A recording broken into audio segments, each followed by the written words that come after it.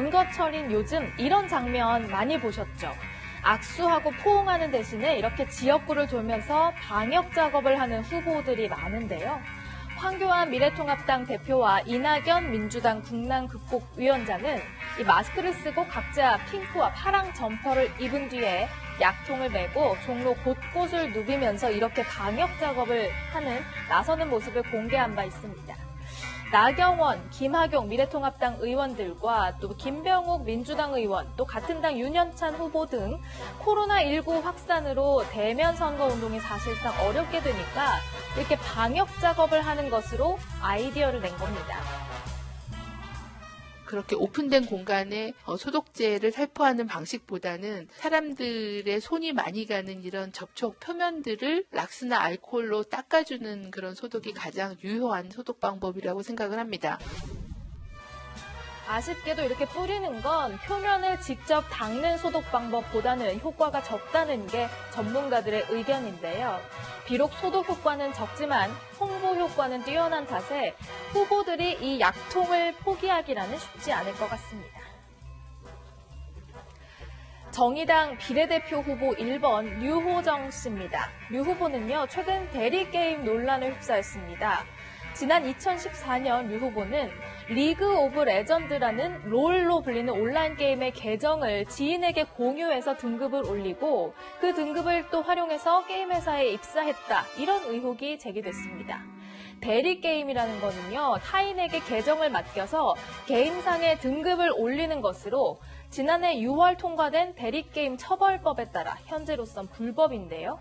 류 후보는 대리게임에 대해서는 사과를 했지만 이 게임 회사 입사 관련 의혹은 사실이 아니라고 해명했습니다만 프로게이머 출신 황희두 민주당 공천관리위원은 대리 시험에 걸린 것이다. 이렇게 비유를 내놨습니다.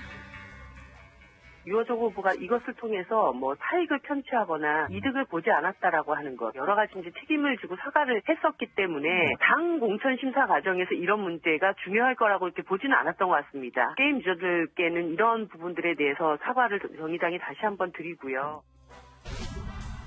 비례대표 후보 6번을 받은 신장식 변호사는요, 음주운전 및 상습 무면허 운전 전력으로 도마 위에 올랐습니다. 신 변호사는 지난 2006년부터 2007년 음주운전 1번, 무면허 운전 3번 등 모두 4차례에 걸쳐서 도로교통법 위반으로 600만 원의 벌금형을 받은 바 있는데요. 검증이 소홀했다는 지적이 나왔습니다. 지금 이제 당원 투표가 결정이 난 상태에서 이런 문제가 또 불거졌는데 당내 깊은 논의가 필요한 부분이라고 생각이 듭니다. 당내에서도 이것이 여러 가지 문제가 되고 있고 논의가 곧 있지 않을까 그런 생각이 듭니다. 거의 당선권인 비례대표 1번과 6번 후보자들이 각종 논란에 휩싸이면서 곤혹을 치르는 정의당.